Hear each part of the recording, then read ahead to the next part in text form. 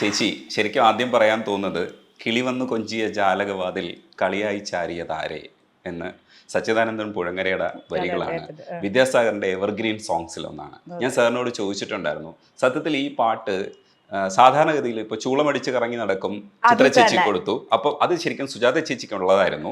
ഇപ്പോൾ രവീന്ദ്ര മാഷ് വാർമുകിലെ ചിത്ര ചേച്ചിക്ക് കൊടുത്തപ്പോൾ വിദ്യാസാഗർ സാറ് വരമഞ്ഞൾ ആഡിയോ കൊടുത്തു. പക്ഷേ ഇത് സാധാരണഗതിയിൽ ഉള്ളതല്ലല്ലോ, ഇതെങ്ങനെയാണ് സെലക്ട് ചെയ്തതെന്ന് ചോദിച്ചു. സാർ പറഞ്ഞ ഉത്തരം എന്ന് പറയുന്നത് ഡിപ്ലോമാറ്റിക് ആണോ എന്ന് എനിക്കറിഞ്ഞൂടാ, മനസ്സിൽ വരുന്നവർക്ക് കൊടുത്തു എന്നാണ്. ചേച്ചി ഈ തരത്തിൽ ചിന്തിച്ചിട്ടില്ലേ? ഇത് ഞാൻ എപ്പോഴും ഇത് ഞാൻ ചിന്തിച്ചിട്ടുണ്ട്. കാരണം ചൂളം പഠിച്ചാണ് യൂഷ്വലി എനിക്ക് മ്യൂസിക് ഡയറക്ടേഴ്സ് ചൂസ് ചെയ്ത് തരുന്ന പാട്ട്. കാരണം എനിക്ക് എപ്പോഴും ഒരു ഹാപ്പി ബബ്ലി സോങ്സ് ആണ് കൂടുതലും തന്നിട്ടുണ്ട് എല്ലാവരും. എന്തുകൊണ്ടാണെന്ന് എനിക്ക് അറിയില്ല, എൻ്റെ സ്വഭാവം കൊണ്ടായിരിക്കും. പക്ഷേ ഇതൊരു കുറച്ച് സീരിയസ് ഒരു കവിത എന്ന് പറഞ്ഞാണ് വിളിച്ചത്. പക്ഷെ കുറച്ചും കൂടെ ഒരു ചിത്രയ്ക്ക് കൊടുക്കേണ്ടിയിരുന്ന പാട്ടാണത്. പക്ഷെ എനിക്ക് തന്നു, എൻ്റെ ഭാഗ്യം എന്ന് പറയാം. അപ്പോൾ അതുകൊണ്ട് അങ്ങനത്തെ പാട്ടുകൾ കുറച്ച് പാടാൻ പറ്റി. അതിനുശേഷം എപ്പോഴും ഞാൻ മനസ്സിൽ വിചാരിക്കണം, ഇനി ഞാൻ ഒരു പ്രാവശ്യം ഞാൻ ചോദിക്കാം വിദ്യാസാഗർ സാറിനോട് ചോദിക്കണം, ഇനി കാണുമ്പോൾ ചോദിക്കണം ഇത് എന്തുകൊണ്ടാണ് സംഭവിച്ചത്, കൃത്യമായിട്ട് ആൻസർ പറയൂ സാറേ. അതെ, അപ്പൊ ചിലപ്പോ ചോദിക്കും, ആഹാ മാറ്റട്ടുമാ ഇനിയും. ചിലപ്പോൾ സാർ എങ്ങനെ തന്നെ പറയും. അതിന്റെ കൂടെ ഇപ്പോൾ ചേച്ചി കാക്കക്കറുമ്പൻ കണ്ടാൽ കുറുമ്പനൊക്കെ മഞ്ജു ചേച്ചിക്ക് വേണ്ടി പാടിയിട്ടുണ്ട്, ജോൺസൺ മാഷിന്റെ. പക്ഷേ എനിക്ക് തോന്നുന്നു അതിനേക്കാളും ഒക്കെ മഞ്ജു ചേച്ചിയുടെ ഏറ്റവും ഫേവറേറ്റ് ആയിട്ടുള്ള, ഇല്ലെങ്കിൽ നമ്മൾ കാണുന്ന ഏറ്റവും ടോപ്പ് പാട്ടുകളിൽ ഒന്നായിട്ട് ഇത് മാറിയിട്ടുണ്ട്. ആ ഹസ്കിനെസ് ഇല്ലേ, അത് ആ കുട്ടി സ്റ്റേജിൽ പാടുന്നത് തന്നെയായിട്ടാണ് നമുക്ക് ഫീൽ ചെയ്തത്. അത് ചേച്ചിക്ക് തോന്നിയിട്ടുണ്ടോ സിനിമ? ഒരുപാട്. ഞാൻ ആ സമയത്ത് എന്തെങ്കിലും ഇന്റർവ്യൂ ഉണ്ടെങ്കിൽ ഞാൻ എപ്പോഴും അത് പറയായിരുന്നു. കാരണം മഞ്ജു ഒരു ഭയത്തോട് നിന്ന് പാടുന്നത്, ആ ഒരു നമ്മുടെ വോയിസും മഞ്ജുവിൻ്റെ ആക്ടിങ്ങും അതങ്ങനെ മേജായി. അങ്ങനെയാണ് മഞ്ജു അത് ആക്ട് ചെയ്തത്. ഒന്നാമതൊരു പേടിയുള്ള ഒരു ക്യാരക്ടറാണ്. കോലം വരുമ്പോഴൊക്കെ പേടിച്ചിട്ട്.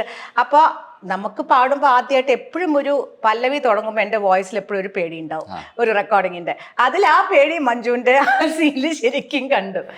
ഏതായാലും എനിക്ക് തോന്നുന്ന മേ ബി അതുമായിരിക്കും, ഒരു ആദ്യമായിട്ട് പാടുന്ന ഒരാളുടെ ചിത്ര എസ്റ്റാബ്ലിഷ്ഡ് ആയിട്ടുള്ള ചിത്രയുടെ വോയിസ് നല്ല പളിച്ചു നിൽക്കണല്ലേ ആയിരിക്കില്ല. അപ്പൊ നമ്മുടെ ഒരു പേടിയും കൂടെ ഉദ്ദേശിച്ചിട്ടായിരിക്കും വിദ്യാജി വിളിച്ചത്, അറിയില്ല എന്തോ. ഏതായാലും കിട്ടി ആ പാട്ട്, സന്തോഷമായി. ഇനി റഹ്മാൻ സാറിനെ കുറിച്ച് ചോദിക്കുമ്പോൾ, റഹ്മാൻ സാറിന് വേണ്ടിയിട്ട് ഇപ്പോൾ പാടിക്കൊണ്ടിരിക്കുന്ന മെയിൻ സ്ട്രീം ഗായിക എന്ന് പറയുന്നത് ശ്വേതയാണ്. പക്ഷെ നിങ്ങൾ രണ്ടുപേരും, ഞാൻ വിചാരിക്കുന്ന ആ ഫാക്ട് ശരിയാണോ എന്ന് അറിഞ്ഞൂടാ, കൊച്ചി കൊച്ചു രാക്കമ്മയിലാണ് ശരിക്കും എ റഹ്മാൻ സാറിന് വേണ്ടിയിട്ട് ചെറുപ്പത്തിൽ പോയി പാടിയിട്ടുണ്ട് ഇല്ലേ? സുജാത ചേച്ചി കണ്ണാളനെ സോങ്ങിൽ കോറസ് പാടിയിട്ടുണ്ട്. തമിഴ് ആദ്യം റോജ കഴിഞ്ഞിട്ടാണ് ബോംബെ ഒക്കെ വന്നത്. ആ സമയത്ത് തന്നെയാണ് നമ്മുടെ യോത്ത് ഇറങ്ങുന്നത്, അതിൽ കുനുകുനെ പാടി. അപ്പൊ ഫസ്റ്റ് സോങ് 92-ലാണ് രണ്ടും വരുന്നത്. ഫസ്റ്റ് സോങ് അപ്പൊ കുനുകുനെയാണോ? ആദ്യം യോദ്ധ തന്നെയായിരുന്നു എന്നാണ് എൻ്റെ ഒരു ഓർമ്മ. അത് കഴിഞ്ഞിട്ടാണ് തമിഴ്.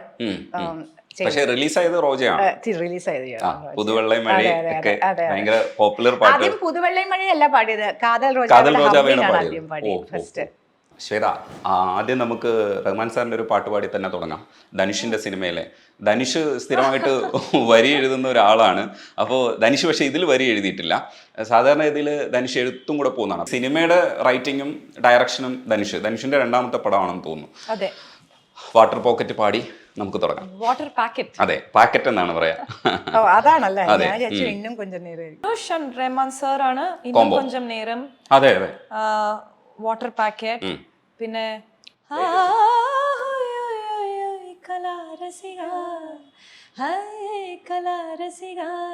ആ പാട്ട്.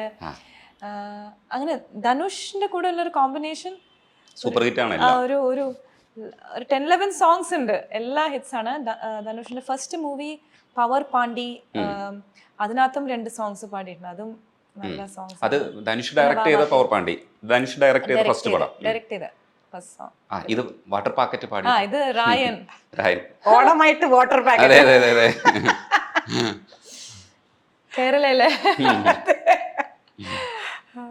നീ இருக்கிறியே ஓல கொட்டாயா, சும்மா நடக்கிறியே தவள கொட்டாயா, நீ இருக்கிறியே ஓல கொட்டாயா, சும்மா நடக்கிறியே தவள கொட்டாயா, மஜவா இருக்கிறியே பஞ்சம் மிட்டாயா, அம்மா பஞ்சம் மிட்டாயா, ஐயோ பஞ்சம் மிட்டாயா, சோஜாவா நடக்கிறியே ஓ மடியில சாஞ்சு, ஹே வாட்டமா இருக்கிறியே வாட்டர் பாக்கெட் மூஞ்சு, காஞ்ச மிளக போல இருக்கிறேன்னு காஞ்சு, என் மனசு உசுப்புரிய நீ மீன போல ஆஞ்சி நீ மீன போல ஆஞ்சி நீ மீன போல ஆஞ்சி நீ மீன போல ஆஞ்சி நீ மீന போல ആഞ്ചി.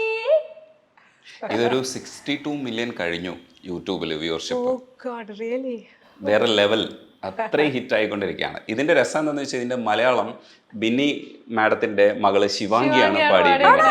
അത് ഭയങ്കര ഒരു കണക്ഷനാണ്. ഞാൻ കേട്ടിട്ടില്ല, കേൾക്കണം എനിക്കത്. മലയാളം വേർഷൻ വന്നാ? ആ, മലയാള വേർഷൻ പാടിയിരിക്കുന്നത് ശിവാംഗിയാണ്. അത് ഭയങ്കര രസമുള്ള ഒരു പരിപാടിയല്ലേ, കാരണം ശ്വേത, ശിവാംഗി, ബിന്നി, കൃഷ്ണകുമാർ, ഒരു ഗുരുവിന്റെ ഒരു കണക്ഷൻ ഉണ്ടല്ലോ.